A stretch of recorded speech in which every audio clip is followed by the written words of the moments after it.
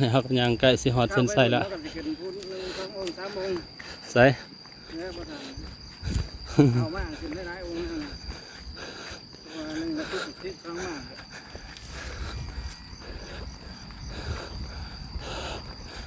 หอดหนาเขื่อนแล้ว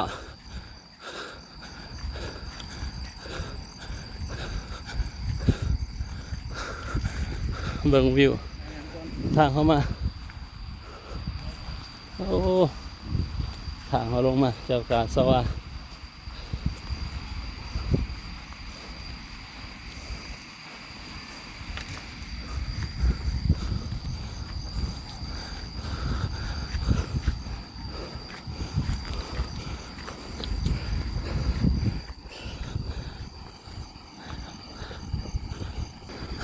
ส่วงมือมาหันบ่ได้มาทางผีได้อาจารย์บ่ได้มา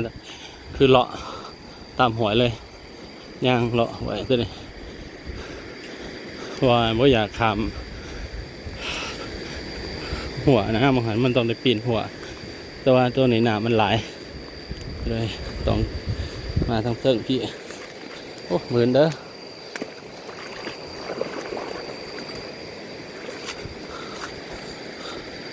ทางเขาจะก็เฮ็ดดีอยู่เขาจะทางว่านักท่องเที่ยวมาตลอดเนาะ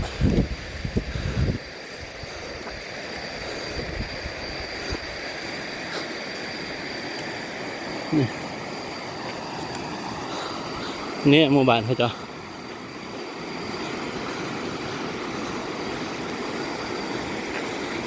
หมู่บ้านที่เป็นไก่น้ำเที่ยว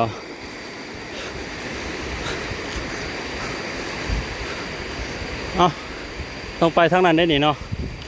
ต้องไปทางนั้นบ่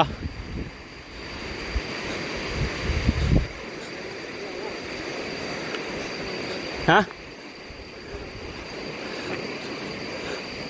เขาจะเอาเรื่องลงหันเดเขาจะลงหันเดโอ้กลับคืนได้เนาะ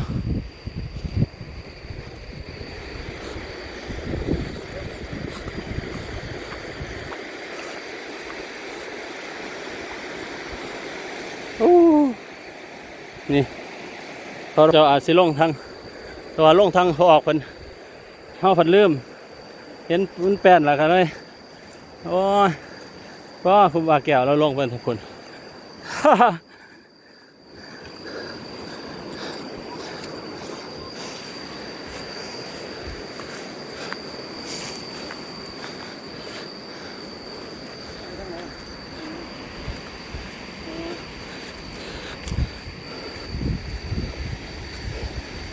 ขอผลไม้สวนรัด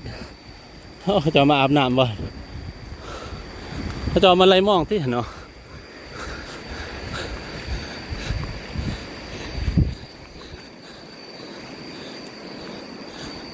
เกือบกระมืน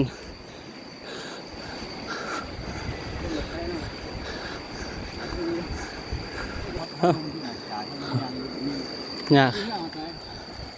ที่จำเพิ่มไปแหละวันที่อาจารย์พักกันแหละช่วงนั้นช่วงน้ำท่วมจำได้หน่อยแหละอันนี้เขาจะมาหาปลาบ่เนี่ยหากินบ่เนี่ยโอ้ก็ต้องลงโป่งลงคือกันเนาะบ้านนี้พอคนว่ามี70หลังคาเรือน70ปลายนี่แหละ70ปลายหลังคาเรือนค่ะสวยใหญ่เติบไปนี่เนาะเขาอยู่เมียน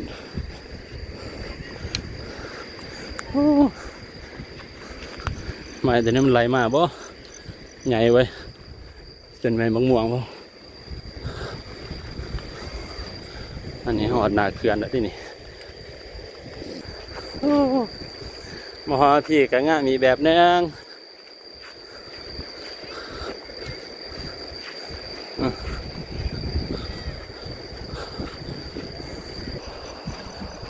เอาอย่างน่าจะตัดสว่า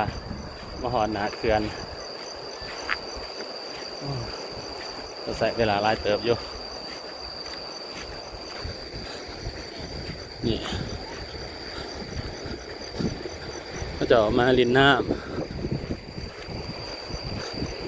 อยู่นี่อีกหมู่บ้านหนึ่งด้วยนี่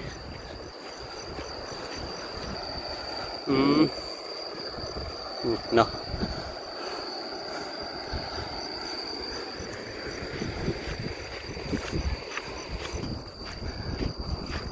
อุปสรรคของการเดินทางสัญลักษณ์มองเพิ่นที่นี่มองนี่ว่าทางลงได้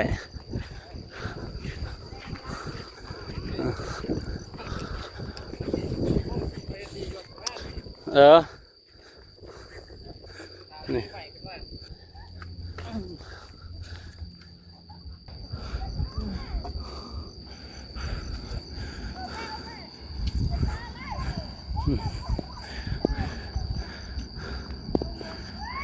อ๋อสุดสายใหม่ตัวนี้นะว่าไปเลยแล้วแหละบ่เครื่องบินมันบินผ่านเด้อเครื่องบินบ้านนี้ก็ซื้อพันบ้านใหม่นาแยงบ้านใหม่นาแยงมีวัดได้เนาะอยู่นี่เนาะ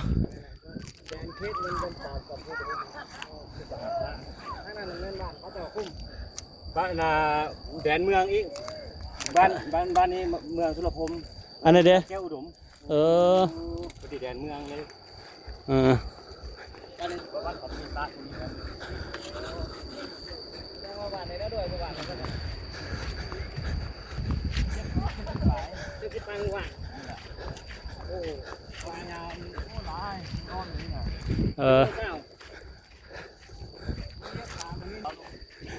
มีแต่บ้านเฮานี่บ่อิ่มหยันบ่มีแต่บ้านทำแขะฮอดแล้วบ่ฮอดแล้วเนาะโอ้สุดยอดใส่1 2 3 1 2 3โอ้เนาะโอ้น่ะมวนเนาะเป็นจะได้เป็นน้ำตกตัดสวาเป็นจะได้สุดยอดเนาะโอ้ยคือว่าจะสั่นเนาะวันนี้เนาะโอ้น้ำตกก็ยังเห็นอยู่พุ่นเนาะนี่โอ้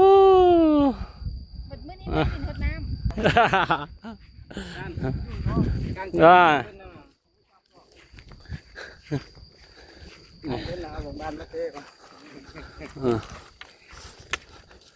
ว่าหันมาไกล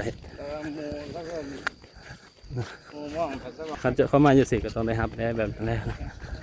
บ่มันก็ขึ้นกับส่วงเขาเจ้าได้อาจารย์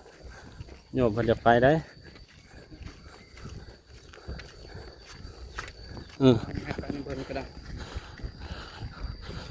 หมู่บ้านเขาจะมวนทนบุญชีวิตนี่นะมาก็ไม่ได้นะ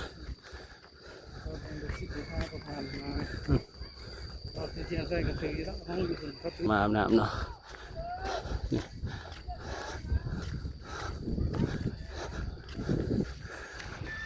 ดังจังก็ต้องเฮ็ดแล้วอาจารย์ใหญ่ไปแล้ว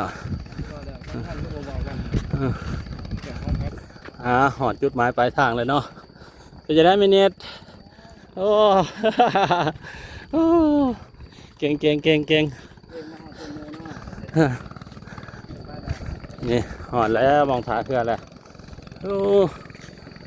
เอาสิมาปิดคลิปวิวตัวนี้มุม360องศา